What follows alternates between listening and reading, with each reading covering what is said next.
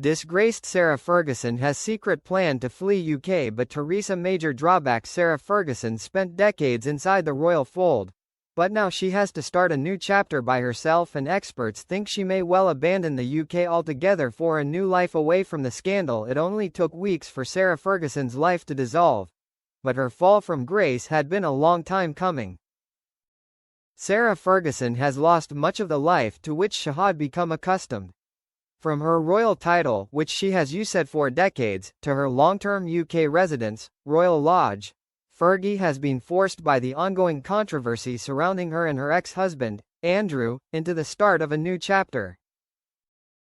Whilst Andrew is understood to be moving to a home on the Sandringham estate, the King's private 20,000-acre Norfolk property, his ex-wife will be making her own way, but it is by no means the first time Sarah has found herself forced to reinvent herself.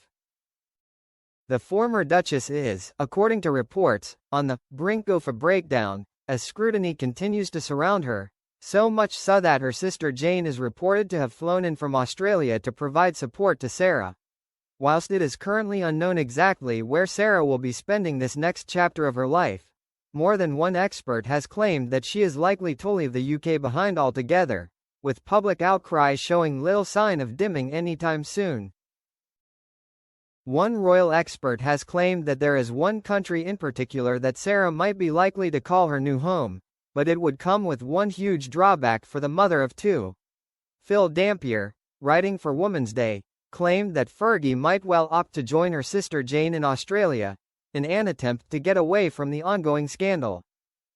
Jane, who is reported to live in New South Wales' Central Coast, is only a year older than Sarah, but has lived in the other side of the world since she was a teenager.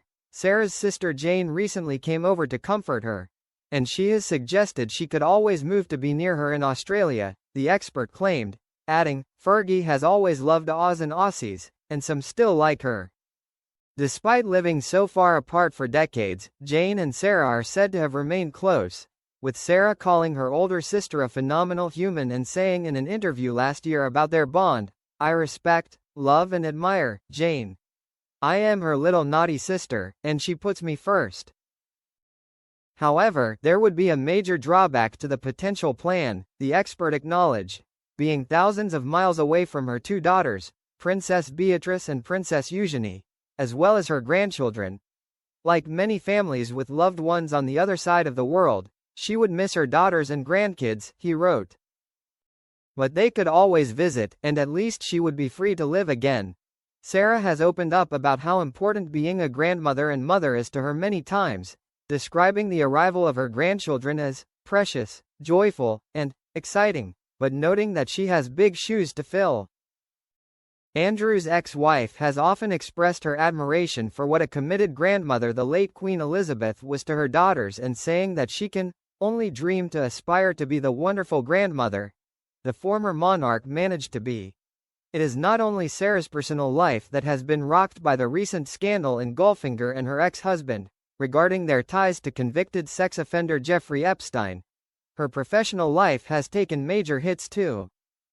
When an email emerged that Sarah sent to Epstein only weeks after publicly disowning him in 2011, many of the charities she worked with dropped her like a hot potato, declaring it would be inappropriate to continue their ties. The email saw Sarah apologize to the disgraced financier for saying she abhors pedophilia in a newspaper interview, and calling him a supreme friend. Her spokesperson, however, has claimed that Sarah sent the email under duress, only being ingratiating and apologetic towards Epstein because he had threatened her. The email saga did not end there though.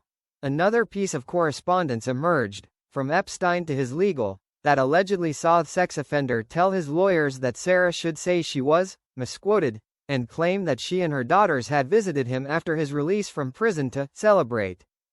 A source has said that Sarah, nor her daughters, who would have been 19 and 20 at the time, remember this trip.